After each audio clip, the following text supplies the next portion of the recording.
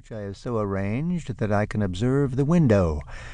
As usual, it is Lisa, wife of Wozzeck, the horse butcher, standing there naked, yawning and stretching.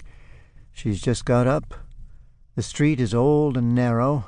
Lisa can see us, and we can see her, and she knows it. That is why she is standing there. Suddenly a quirk appears in her big mouth. She laughs, showing all her teeth, and points at the mirror. Her eagle eye has spied it. I'm annoyed at being caught, but act as though I had not noticed, and retreat to the back of the room in a cloud of smoke. After a while I return. Lisa grins. I glance out, but not at her. Instead, I pretend to wave at someone in the street. As an extra flourish, I throw a kiss into the void. Lisa falls for it. She is as inquisitive as a goat. She bends forward to see who is there. No one is there.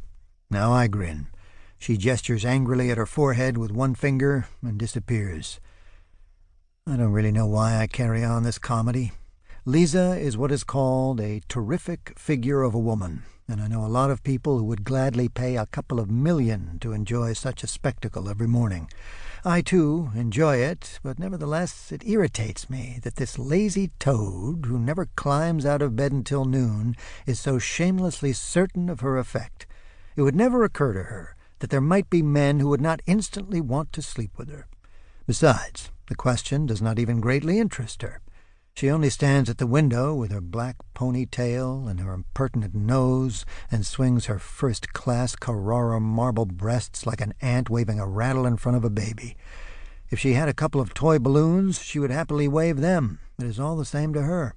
Since she is naked, she waves her breasts.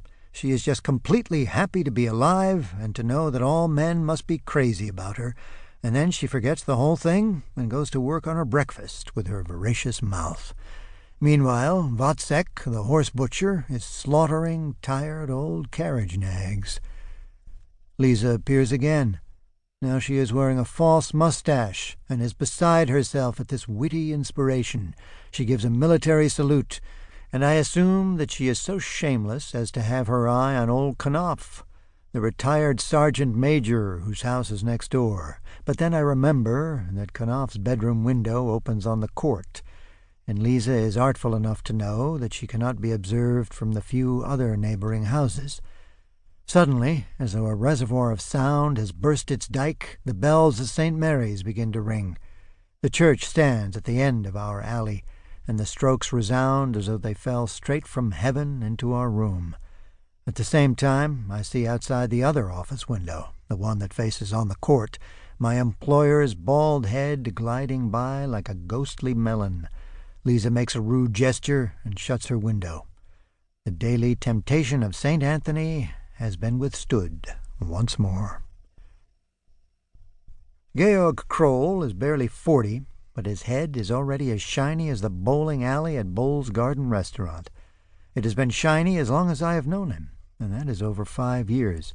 It is so shiny that when we were in the trenches, where we belonged to the same regiment, a special order was issued that even at the quietest times Georg had to wear his steel helmet. Such would have been the temptation for even the kindliest of enemies, to find out by a shot whether or not his head was a giant billiard ball. I pull myself together and report. Company headquarters, Kroll & Sons. Staff engaged in enemy observation. Suspicious troop movements in the Wozzeck sector. Aha, Georg says. Lisa at her morning gymnastics. Gotta move on, Lance Corporal Bodmer.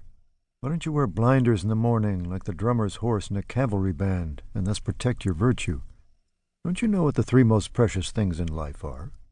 How should I know that, Attorney General, when life itself is what I'm still searching for? Virtue, simplicity, and youth, Georg announces. Once lost, never to be regained. And what is more useless than experience, age, and barren intelligence? Poverty, sickness, and loneliness, I reply, standing at ease. Those are just different names for experience, age, and misguided intelligence. Georg takes the cigar out of my mouth. He examines it briefly and classifies it like a butterfly.